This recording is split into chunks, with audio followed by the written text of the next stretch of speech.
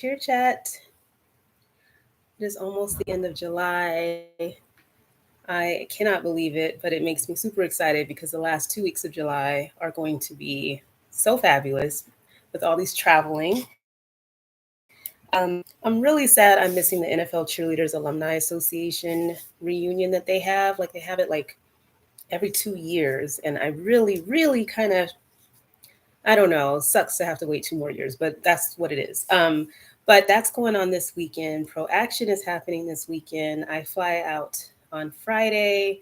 I leave Tuesday morning, and I could not be more excited for this because I mean, there's going to be more people than last year. I went as a vendor for the first time last year, and this time I'm coming again, and I'm excited to see everybody. Please stop by my little table. I know y'all want one. It's actually right here. Maybe you don't. I won't force them on you, but I ordered a lot of these, and I like tote bags. Like, I know people hate them, but I like them. They messed up my logo, but whatever. It's more hot pink and just up and at them. But put your little stuff in here, some snacks. Y'all have to let me know what you want. Like, you guys dance your butt off. Yes, Jasmine, come by my table the whole time. I'm here for it. But yes, please come hang out. I mean, I'm rare there just to watch you guys shine. You dance your butts off. Let me know if you need something from Costco, a little energy drink, a little protein bar. Um, that's all I could think about was how do you guys have energy to get through that? So I'd like to have at my table some little high chews. I'm totally thinking Costco. Clearly, that's where I shop. But let me know what I can get y'all. You know what I mean? A little pick me up. I'd love to take pictures with you. Just come by. Okay. I don't know where we're gonna be, but come by. Javon, I cannot wait to meet you. Like, I'm ecstatic. There's so many people that have like been messaging and asking about Vegas and Pro Action, and because I'll be there, like I'll get to meet so many of you guys for the first time in person, and I can't tell you. Just accept me now. I'm gonna be completely fangirling out and acting like a groupie, I guess. Like Usher, I'll be your groupie baby. But anyway, I'm just excited. I'm excited to see everybody. So can't get here fast enough. I don't know if I mentioned it, but my son is coming with me. My daughter is gonna be out of town with her girls. She's totally got her mama in her, but I asked my son if he wanted to come, and just so you guys know, he's my dancer. Like, he's super talented. I kind of secretly hope he'll like sneak into a class and learn a little something something. But he's coming to help me out because last year my best friends Brittany, obviously from the podcast, and Danielle were there with me, and I can't believe I was going to go all by myself before, but I needed help. So Quentin is going to be my helper. Um, yeah, my son's coming. And so, yes, be at the booth, stop by. Ooh, that sun was bright. It's finally sunny in Seattle. Can't you tell I'm in a good, better mood? Okay. I'm making sure I don't forget anybody. Thank you all for joining. Hi, YouTube land. All right, I'm going to sip because I think tonight is going to be a little spicy of a conversation. And now, of course, I've had time to think all day. I wish I did a poll, but we'll do a poll, for people to chew on after they watch the live and chew on the question that I put up in the chat. I've only had a sip and I'm already screwing up. Today's episode is called Unwritten. Hold on. Unwritten, which is, I know is a cheesy ass song, but it totally fit. I interviewed Emily Liebert. She's a former Los Angeles Rams cheerleader and a writer. She writes for Jezebel. Her pieces have been featured in so many different magazines. She covers this space in pro cheer and dance and sports from like a gender lens, if you will. That's my intro. I do a much better one on the podcast, but check out today's episode. It was just great to chat. I mean, we drank rosé the whole time. It was fun editing, just because we got a little relaxed. Let's just say that. But a great episode, you guys. There's only 3 more left, and I still can't get over it. This has been such an action-packed season. The topic that I have in the little comment box, or whatever the hell you call it, the little title, was one that I really wanted to cover during an episode where I wanted to pull together like some of the dancers who've been on these hip hop teams to have like a group episode. And I've been begging and begging and begging. And I get it. It's hard to coordinate. I'm excited about talking to hip hop dancers. I am not like hip hop dancer like that, but I think this topic that will come up tonight is one that I've had on my mind probably since the beginning of the podcast. It's always kind of like, what's the right way to talk about it? What do people really think? Okay, this is going to drive me crazy.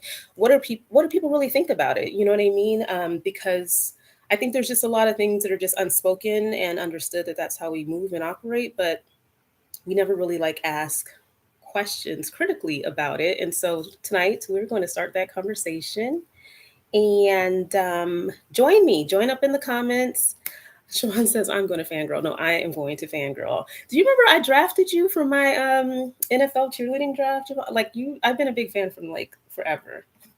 Okay, so anyways, that's what we're talking about today. Is hip hop in pro cheer and dance cultural appropriation? And we'll just we'll dive into that topic and break it down a little bit because I don't even know for sure that I would call hip hop and pro cheer and dance hip hop. Maybe like cheer hop that came up in the moves episode with Kayla Jackson. Am I making up her last name? Yes, Kayla, former Hawks dancer. She's an super successful in the industry right now. But anyway, we were talking about that, and maybe that did not make the episode. We talked for like almost like an hour and a half afterwards, so that might not have made the cut. But she came up with that term cheer hop, and I was like, that's what we'll call it. Anyway, but let's get into it in a little bit. Um, I put in the story like what do I want to talk about, and a lot of people wanted to talk about this Timberwolves situation and all gender teams fitting into the look of specific teams. So let's cover the like easy ones first. Um, and I welcome you guys to join the conversation, right? Because these are just my thoughts. Let's talk about the look. Um, I've been covering the space, I've obviously was a part of the space 5 years, but then I covered the space for the past 4 years. And the conversation about like the look for pro cheer and dance I've seen evolve so much so that I don't even know if like I've looked at rosters, I look at pictures all day long, scrolling through. Maybe if I like really, really hone in on a particular team, I'll be like, okay, they have like a look. But I've kind of maybe moved to the space of like it's just so generalized to be like a glam look, not like a look like you need to have curly hair or straight hair, or you need to have. I mean, maybe I'm giving us too much credit in terms of progress that we've made, but I feel like in terms of natural hairstyles, um, kind of rocking with individual look, as long as it's kind of on some level of glam, is kind of like the look at this point. I just think from everything that I've heard from directors, like what you hear, like audition prep companies telling their customers, it's really like be you and zhuzh it up because like you want to stand out, you want to bring out your own inner beauty, you want to wear things that give you that compliment you. I'm seeing like more body diversity, for lack of a better way of putting it. So I don't know that does the look still exist? Like I'm not entirely sure that concept is still like super enforced, but maybe it just depends on like the team. But um, yeah, there are some teams because of the lack of diversity. I would say that they have a look. Um, Clearly, they have like an appeal based on like maybe who they select for the team. And so maybe that's what people are getting at. But I just think that's a conversation. I'm curious what you guys think. Is that still relevant? Where people are gravitating towards a team or concerned about not having like a look for a team because they are different. I would just like to think that we have like somewhat moved beyond that and where they're celebrating different looks. I may have rose colored glasses on today. I don't know, but I feel like for the most part, the teams that are not just kind of the one note wonders, and maybe that's the teams that people are talking about.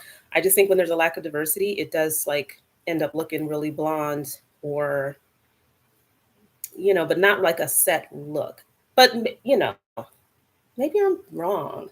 There's body types. There are certain teams I would say that have like that aesthetic of just tall, lean, no curves and blonde. But I think there are a lot of teams that have a good variety at this point. It's not. It used to be a lot worse. Maybe that's just the lens that I'm coming from. Somebody said, "Amen." Just being the best you. Yeah, like because you can't change your look. Like I wouldn't go frying my hair to try to, make it straight or make it blonde just because there's a million blondes on a team. Like I just think you have to embrace the parts that make you you, and then really enhance that beauty. Because what else are you gonna? You're not gonna do a full makeover just to try to make a team. I just think getting some consultation on how you can enhance your looks, um, colors, makeup techniques, things like that to like make you look the part. I think that's different, but we can keep talking about it. Like I said, I might have like just looking back over the past 4 years again and just seeing that it's gotten a lot more diverse in terms of some of these squads. Not all of them, but some of them. Um, but it made me think though too. I'm seeing like the squads that are forming, like Los Angeles Clippers dancers, the Spirit dancers come to mind, where they clearly kind of have like a look of, how would I describe this? Not to get in the cultural appropriation too quickly, but everybody's kind of got like similar hairstyles. It's not like down and like flowy like Laker girls, for example. And maybe they're trying to be like the complete polar opposite on purpose, but like it just seems like they're going for this like edgy, couple little ponytails or some braids and this funky. I'm not knocking them, y'all. Oh, let me drink. Might as well. I'm not saying anything's wrong with it. I'm just saying like there's clearly a style, not maybe like yeah, a look or a style for that team. I'm gonna drink because I'm not throwing shade at all. I promise. Somebody said, "Oh yes, looking the part is different than having a look." That's all I'm saying. And some teams do have like a particular style. To me, Laker girls has a style. To me, definitely Los Angeles Clipper dancers have a style. Um, just as examples, but the more diversity that you have on a team, the more we can get away from that because there isn't just like one look. There's a bunch of different looks. And you can only be you, and that's what makes you special. That's what makes you stand out. Nobody looks like you. So I would be trying to do not like going, all the way down the street with it, but I would just be myself. Whatever, I wouldn't do something outrageous to stand out. If you naturally stand out or have like quirkiness, or you love your hair pink or whatever, or blue or whatever it might be, or just be you. Let like push the envelope on that part. Like don't show up trying to look like everybody else. That makes you blend, and that's probably not what you want to do. Okie dokie pokey. All right, so that's my topic on that, or my 2 cents on that. Okay, all genders, all gender teams. I did this for the NBA, not the NFL. But I thought there was the Timberwolves dancers. I had been talking about how they hadn't posted anything. What the hell's going on? I heard that there was like a leadership change, and that's what was taking so long. But it's the end of July, and this posting is still up for a position as the part-time head coach. Um, but they did announce on their Instagram recently. I don't know if that was today or what, but that they were going to have all genders invited to audition for the team. They didn't have much else in terms of information, but y'all have been coming hot with a little bit of tea for me. So I do have some more to share on that, and that leads into the topic that you see in the title. Okay, y'all ready? So somebody shared that they're going for like a more jazz focused team, and they want to kind of make that shift because the Timberwolves dancers, I guess, traditionally have been more on like the hip hop style, right? So you guys, I go to YouTube and I stopped following the NBA dancers, SoCal Dance or whatever the hell the Instagram account handle is called, but he does have a YouTube page, and I do look at videos because that's the closest thing I can get to seeing what you guys are doing out there. And I looked back at a bunch of Timberwolves dancers videos, and yeah, for the most part, it's kind of more hip hop than jazz, I would say. Um, but the word on the street is that they are looking to go a different direction with the dance team, of having more diversity, having it open to all genders. I'm going to read for you some of the details of the job description, because here we go again. So you're ready for that. Sorry, I'm going to be looking over here. You can see all my neck rolls, but okay. They're seeking a head coach, choreographer for the dance team. Action states, coming off a playoff run, the Minnesota Timberwolves are entering a new era of entertainment. Have we heard this before? Yes.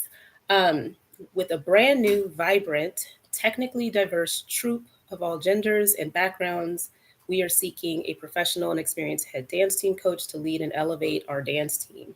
The head coach will develop a dynamic and creative choreography setting the standard of professional sports entertainment. So, this whole dynamic, creative choreography bit, we've heard that too. Um, the head coach will create show stopping performances with a focus on versatility and entertainment value, working with 20 dancers equipped with diverse technical backgrounds. This dance troupe is set to be distinguished as not only a classic and timeless centerpiece of the Twin Cities, but also an elevated NBA dance team experience.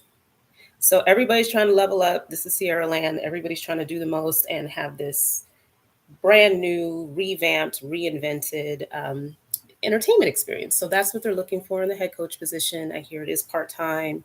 And, they posted that a few days ago, but I know that they've probably been in the search for a while. But the skinny is that the new entertainment and events specialist, her name is Felicia. I don't know her last name, how to pronounce it properly.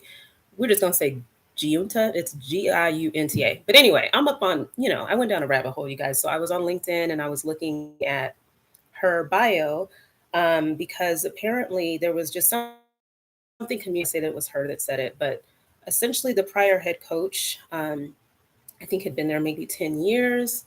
They parted ways. I don't know whose decision it was, but part of the communication was the sentiment that the Timberwolves dancers, it was more like cultural appropriation, like what they were doing in terms of game day entertainment, like the hip hop routines. And they wanted to shift more to jazz and have a more diverse team of dancers. So I heard that from a couple different people. So I mean, I try, it's obviously anonymous and all that, but I try to, at least get a couple people to say something so it's not like try back to one person or just validating it. But it made me kind of think about, and this is just a little difficult to talk about, so bear with me, but like, you know, the fact that Felicia or whoever it was like pointed out that their impression of the Timberwolves dancers performing hip hop was cultural appropriation was just a very, very bold statement, if you ask me. I don't know how you guys think about that, but I was kind of like, wow, that's coming in hot. You've been there 4 months. And this woman, because of course I was digging, she does have a background as a dancer. She has it in her LinkedIn bio. She was studied ballet. She was a professional dancer in New York for almost 10 years. Um, Not professional dancer like in this world, but seems to have an opinion on dance, right? To be able to say that essentially, let's back up. So the Minnesota Timberwolves, everything's down from the website. So I can't look at their roster anymore, but just looking at their Instagram, it's not the most diverse team in the world. Okay, let's just say that. So I don't know if the perception was a primarily white girl dance team dancing hip hop looks like cultural appropriation, if that was kind of like the takeaway. But I wanted to open it up to you guys because I think that is like a big elephant in the room, in my opinion, or something that sat in the back of my mind for a while. And I feel it more when I watch college dance teams, like, the stuff that's at UDA and whatnot, where it's just like a lily white dance team and they're just, doing all these hip hop routines and, all these stank faces and this, it feels a lot like acting for me. Like I don't, it's hard to, not that they're not dancing and killing it, but the art form has changed a lot. And I think it's become something else, and I'll call it cheer hop, like somebody had mentioned, or like I mentioned before. But it's just something that in pro cheer and dance, I feel like it's almost like an unstated, like that doesn't apply in our space. Like it's for hip hop is for everybody, and it's not worthy of asking the question. But I just want to push the envelope to say, like, is it the fact that there's a lack of diversity that makes it cultural appropriation? Do we agree that it's cultural appropriation? Because I do struggle with it. I have to be honest. Like, it's not that white people can't do hip hop or other cultures doing hip hop, or races doing hip hop. It's not that. It's just maybe it just looks really off when you don't have like a diverse group of people. I feel it less, or I think about it less when there's a more diverse group of dancers embracing it. And like a debate that goes beyond pro cheer and dance, right? When people talk about cultural appreciation versus appropriation. And I've kind of steered away from it. I'm kind of like tiptoeing around it now. This is tough though, but I just feel like it's worth trying to dig into a little bit. And I'm not a hip hop head like that. For me to, I really wanted like hip hop dancers that would be part of that episode to like talk to this point of, do you feel like as a hip hop person that the pro cheer and dance world has taken hip hop and turned it into something more commercial for consumption in a professional game setting? Like, has it gotten watered down to something else or changed to something else to match like an NBA or NFL audience? Do you feel like it's authentic dancing, these routines that are like hip hop, but they're really not hip hop to you? I have questions, like hella questions, and I really was hoping and the episode's still in the works, but this is a conversation that I was really wanting to like rely on some hip hop dance experts to speak to, because I'm only coming from the standpoint of an observer and appreciation of just dance in all forms and watching everybody dance, live their best life. Like, for the most part, that's where I'm coming from and watching any performance. And I'll be at Pro Action, and that last year and really like fixated on it, no. But I just think it's a valid question to ask as you watch a lot of teams move towards this. Like, we want hip hop. This is the opposite. They're saying I want more jazz. But if other teams are moving in this hip hop direction, I just really want us to think about like from down to like what we're wearing. Like, when I think about the Commanders see, now I'm calling people out. Well, it's my last season. Fuck it. I don't know. But I will say that like watching the Commanders and like some of the transition that they made in kind of this hip hop, or I don't even know how I would describe it, but the shift that they made in the style of their team, seeing people like tying bandanas around their heads, and again, like these funky hairstyles and stuff that, like, what look are you really trying to emulate here? And is it appropriation or not? It's a question. I'm not trying to call anybody out and say that that's what you're doing. I just think that I'm watching a lot of like shifts, and hearing a lot of teams say that they want more hip hop as the focus of what they're doing on game day. What's the line where it is cultural appropriation? Or like, if you do have a lack of diversity on your team, is it going to read more as cultural appropriation because you don't have like the right people out there doing it? I don't know. What do you guys think? Y'all leaving me out here all alone on this topic, but I think it's interesting as F. Like, it does belong to everybody. I feel like in this space, people really aren't asking that question, and maybe that's a good thing. Oh, we got a comment. Yay, thank you. I think that owners slash directors slash coaches who demand more hip hop may do this because people feel like hip hop is the most hype type of style that brings the most energy to a court or field. Okay, that could be like what is driving like the style of music, right?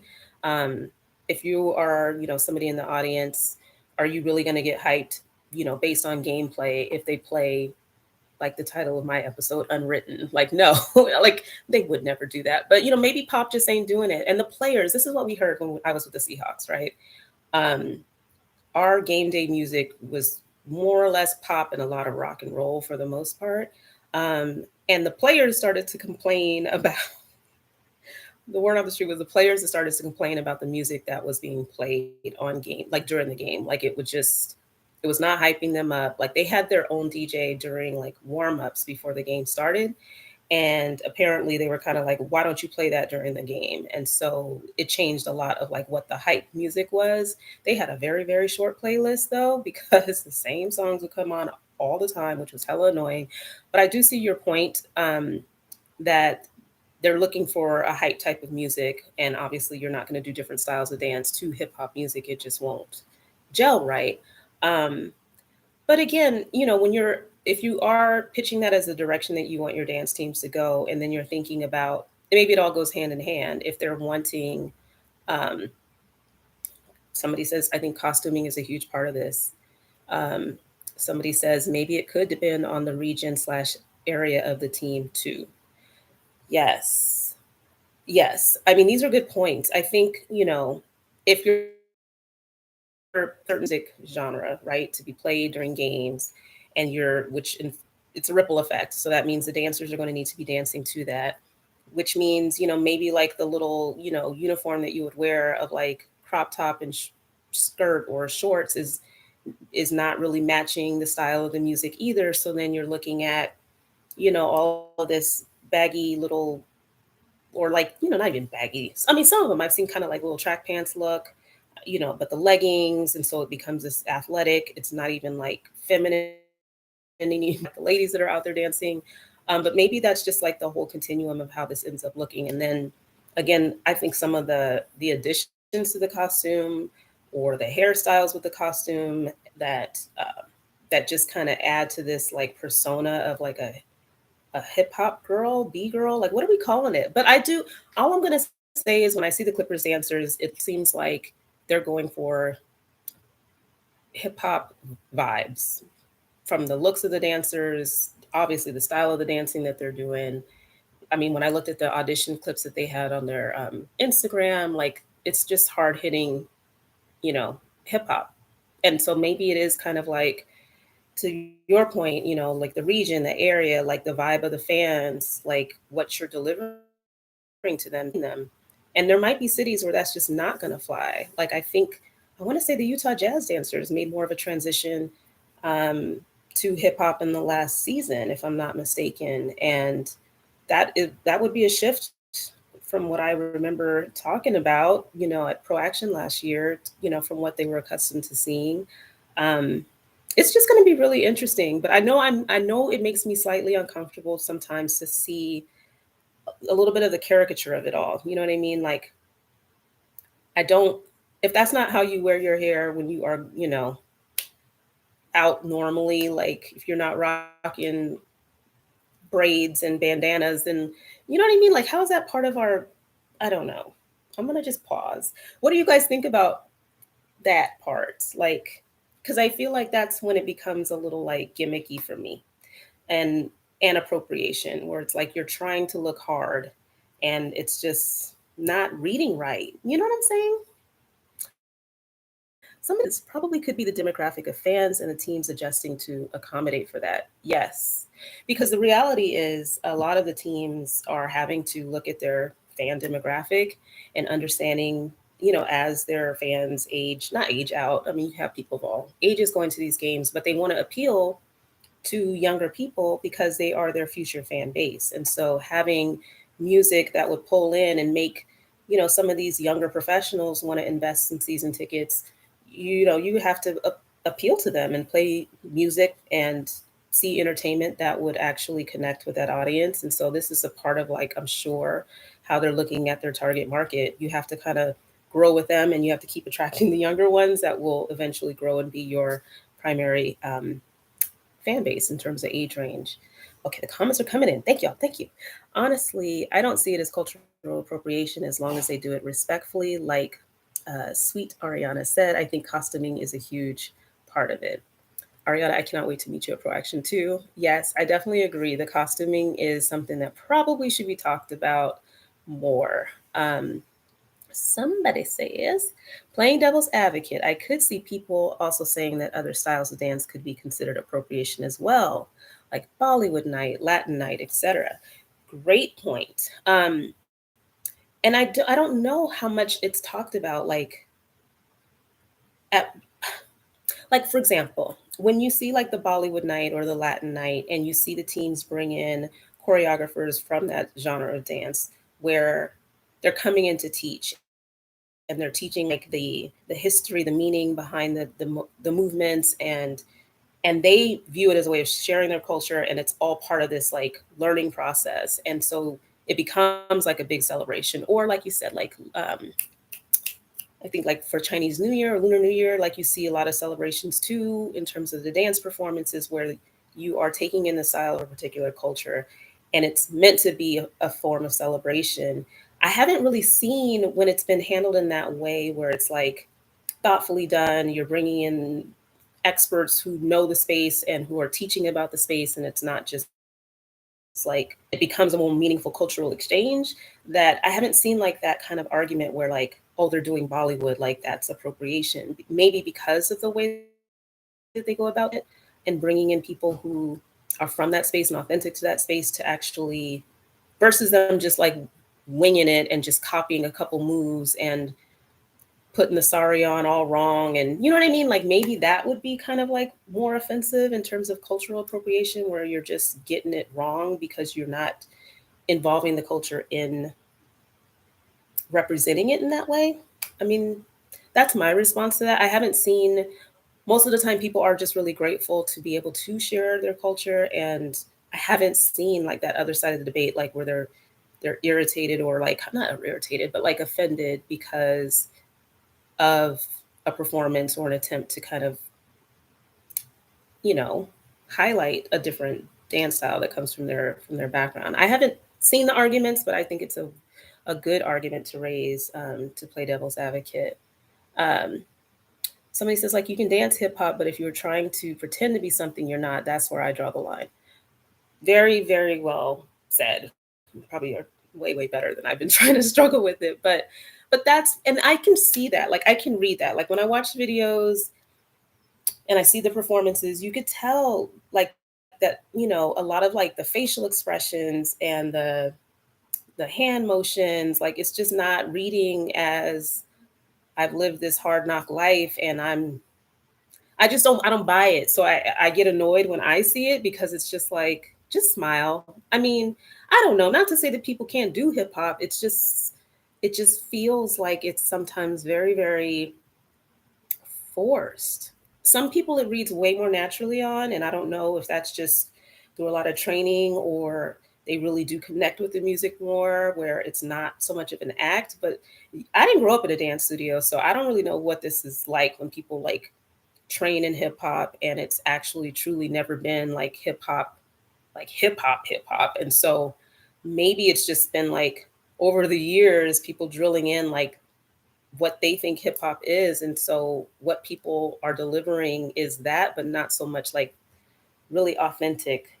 And this is the importance of like training, right? Like taking classes from a bunch of different choreographers, people that really do excel in that form, and like where you can learn something new and maybe you could tap into something within yourself where it comes across more authentic. But I'm just saying not everybody's delivering that, and sometimes the bandanas and the wristlets and the, you know what I'm saying, like sometimes all of that just adds extra cherries on the top that just is not like, it's not doing it for me. But that's just me.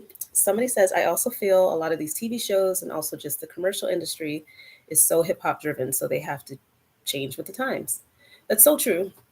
Everywhere you turn, I mean, it's not like, you know, pro cheer and dance space is not like unique in this, and that's why even forming the question, it's like you talk about this in every, with everything, like you're constantly confronted with hip hop, and it's been very, very, very, very commercialized, and we see it. It's in our homes, and so a lot more people identify with it. I'm not surprised by the shift to focus on hip hop. And again, with the Minnesota Timberwolves, it's the exact opposite, where they're wanting to do more jazz. But the fact that these women were doing hip hop and they didn't, again, I think probably it was just optics because they didn't have the most diverse team in the world. And again, you know, sometimes those performances didn't always read as authentic and true, and maybe that's what the maybe that's what the perception was for the people who newly came into role and provided that feedback. Somebody says, I agree. Traditional pro cheer has changed a lot throughout the years, and people are more drawn to hip hop in the tradition than more to hip hop than the traditional styles. Um, that's true. And I hope that like we don't lose like the other, you know, like I love jazz. I love seeing that. And I, you know, I feel like the oversaturation of hip hop is going to get help. What already old? It's old to me. I mean, not that I, you know, yay for hip hop and stuff. But I mean, hello, like don't hip hop me to death. Shit, like mix it up. You know, I would love to see more Latin numbers. I would love to see just a little bit of everything, if you're really looking at like dynamic and these creative experiences, like then you should be bringing something, just that versatility in the styles of dance that you do. Period. It shouldn't go from like hip hop to jazz. Like you should try to incorporate a lot more, and I think it'll just make it a lot more exciting for people to watch. That's just my 2 cents, Felicia, who doesn't give a shit what I have to say. Somebody says, and those are theme nights instead of every performance. Yes, and maybe that's the thing too. NBA, you got like 41 games, right? And so they do have certain theme nights. It's like one night where you might have the Black History performance, you have like, Pride Night, you have the Latin night, and I don't know how the NBA directors slate their performances, but to me, it's like it shouldn't just be one night out of 41 games. Like, of course, it should not be one routine that you do once during the season. Like, I think you should take from all those styles, from what you do for Lunar New Year and what you do for, Latin night, or like, why can't you infuse that kind of uh, versatility throughout the entire season? Like, why can't you? I don't know. Maybe they do, but I don't know that they do. I feel like it's this huge performance, a lot of effort that goes into celebrating that particular is, I don't know. But I would love if they would just make that versatile lineup that's reflective of a lot of different cultures and dance styles as the entire season. And I mean, for NFL especially, like I know I was jealous that the NBA had all these different theme nights where they could try different styles. Like, we had rock and pop and hardly ever hip hop. Like it just wasn't hardly ever, and it was annoying. But I wish that we could, and western, whoa, country sometimes. But I just felt like we were really like stuck in a particular lane when it came to styles. Thank you for all the comments, you guys. This is great. Like I said, I don't know who wants to stay anonymous, so I'm not reading names. But somebody says also choreographers who teach hip hop or stylized can try, but a lot of pro cheer don't technically prepare in hip hop classes. Mm. Like what are, I mean, yeah, I mean, I'm trying to think. Like when you guys think of like training for hip hop, for pro cheer and dance, like who do you think of taking classes from? Because not to say that we don't have that covered in this space with like the more popular choreographers, but to me it's almost like if you're staying within this bubble of pro cheer and dance, and you're probably like missing out on a whole plethora of hip hop choreographers that where you could probably expand your skill set. Because you, let's just admit, can we all admit that like pro cheer here and dance hip hop is a little different? Let's just compare it to like industry hip hop. Would you guys agree with that or not? I need to do some polls. I'm going to do some polls, not today, but because I that's one of the questions that I also have for that episode is just like, is what we do in the pro cheer and dance space on par with what you see in terms of like hip hop dance for like the commercial side of things, and or is it just hella watered down, or um, done in such a way that it has to be changed in that way so they can read better from or on the field? Maybe we just have to have a different version of it to match um, the venue or the audience that we're catering to. Um, Somebody's versatility is key. Versatility and types of, oops, I'm behind. Okay, versatility and types of dancers and styles of dance. Yes. The versatility in dancers would be big. And I hope that they conduct whatever audition that hopefully will be coming soon after they hire somebody, um, is really looking at that level of versatility. Because how do you really conduct an audition to showcase that versatility unless you kind of like have like solos where you can show a different style or something like that? But I just think hopefully as teams are really looking at driving home diversity in your training and your background, that there's a real opportunity for you to showcase that in the auditions process. Because I don't know, I have to like sign up to freaking audition to get a lot of audition information sometimes, so I'm not like following all the requirements that they have. But you guys let me know. I mean, do you think that the audition process allows you to showcase like what your style is? Like if there isn't a finals round or some sort of solo round where you can kind of really put on a routine that shows your strength and the style of dance that you excel in. Um, let's see. Oh shoot, people are saying yes, and I don't know what they're saying yes to. Oh hell. Uh, somebody says it's so different. Oh, they're answering the question of like, is it different, like the pro cheer and dance hip hop versus industry hip hop? And they're saying yes, yes, yes. It's so different. Three exclamation points. They're different, and they want you clean. Let's see.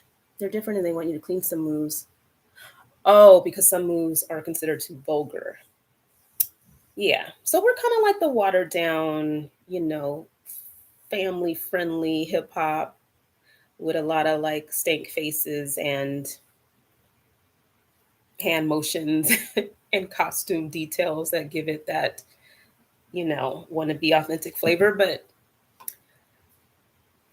I'm going to be watching. Like, I think it's going to be interesting. And now, of course, going to Pro Action. And I think there's a good variety of routines that I've seen at least at Pro Action. I'm also going to Choreography Pros the following weekend. So, like, dance, dance, dance, dance, dance. But I'm going to have this in the back of my mind of like, what is really being delivered as hip hop in our space. And you know I just, don't you guys agree, like when you just feel like the dance is coming through people's souls in the way that they deliver it, the way that they're like having fun with it, the connection that they have to the song, like the choreography's connection to the, like to the music, like when it all just comes together and fits, um it just works, you know what I mean? And you don't even have these thoughts in your head because it rings true from an authentic place. Like when I think about the interview that I had with Emily, and she wrote a piece covering like the LSU Tiger Girls and their like a boy routine that went viral.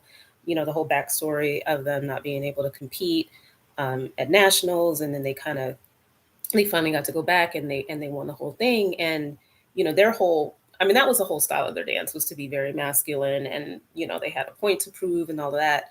But this is a bunch of women, and I don't remember how like diverse the team was. I don't want to speak on it because it's just not fresh in my mind. But it was hip hop. Um, I do think there was a certain level of diversity in that group of women, but it just, the routine was so good. The meaning behind the routine was so good. You could tell people connected with it. And so the stank faces and everything that they delivered with that performance was like on point, because it just was it just made sense. And I think, sometimes the hip hop routines maybe there isn't as much of a meaning. And I mean, and that could be like what the hip hop songs are even really about. Like, what can you do?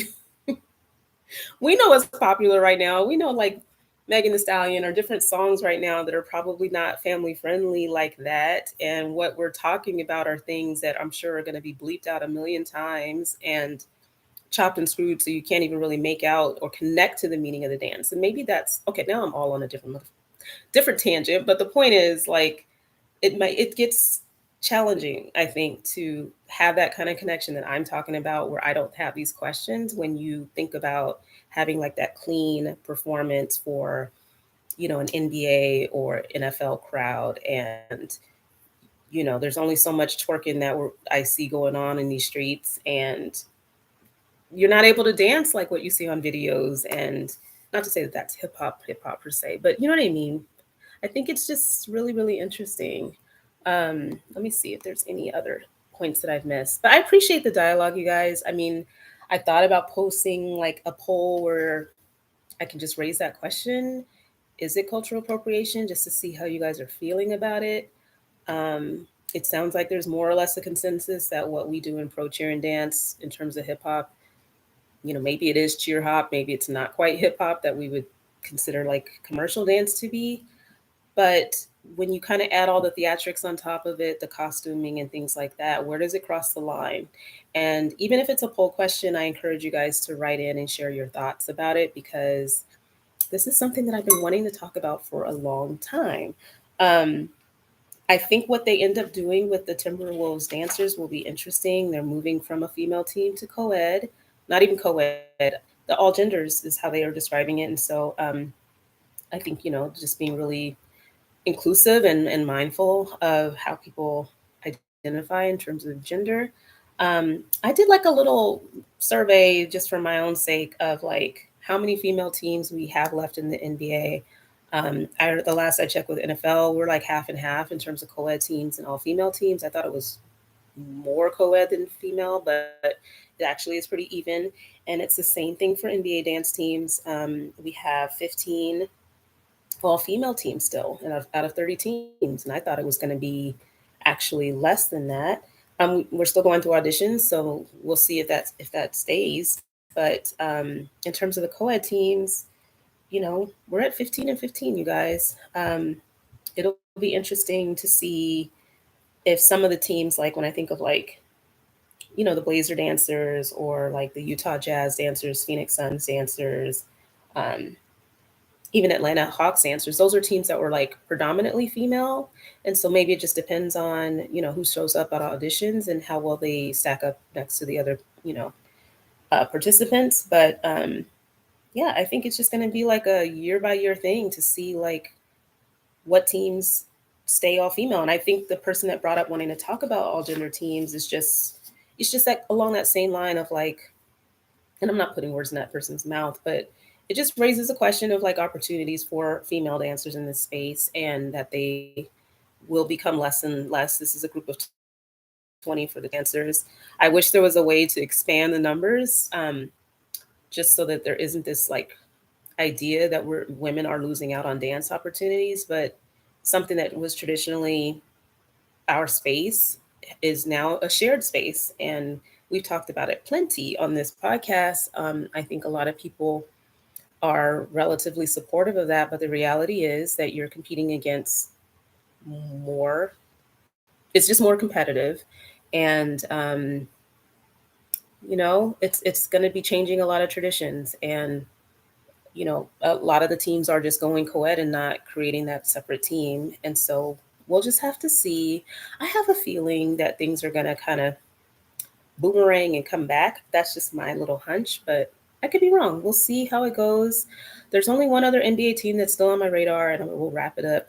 But I still ain't heard nothing about the 76ers. So if you have the tea on that, definitely feel free to reach out and let me know.